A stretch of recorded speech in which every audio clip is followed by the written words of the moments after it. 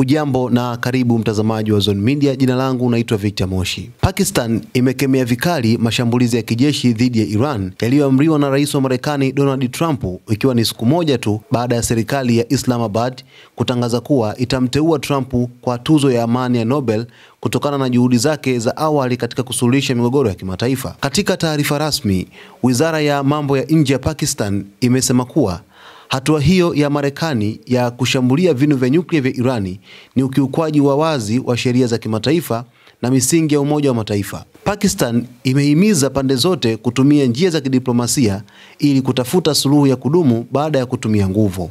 Tukio hili la kutisha la kuongezeka kwa mvutano na machafuko kutokana na mashambulizi yanayoendelea dhidi ya Iran linatia hofu. Kuongezeka zaidi kwa mzozo huu kutakuwa na athari mbaya kwa ukanda huu na kwingineko, ilisomeka sehemu ya taarifa hiyo ya wizara hiyo.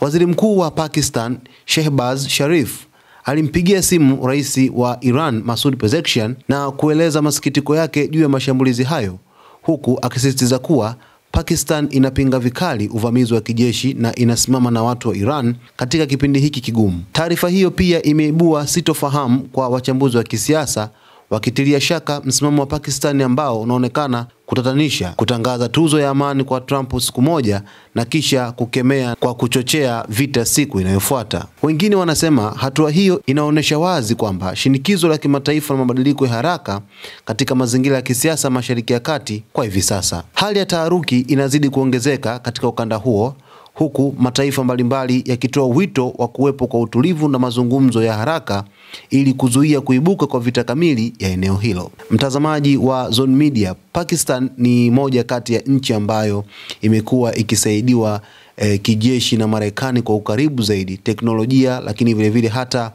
mafunzo mengi wamekuwa wakitegemea msaada kutoka Marekani. Sasa ndio maana wachambuzi wakubwa wa kisiasa duniani wametilia shaka msimamo huu wa Pakistan ambao unaonekana kwamba ni kama vile wa kinafiki kutokana na ushirika mkubwa wa Pakistan, lakini vile vile kuhusiana na Marekani. Kwa hiyo hapa mtazamaji, kuna sintofahamu imeonekana kufuatia hatua hii ya Pakistan kukemea mashambulizi ya Marekani.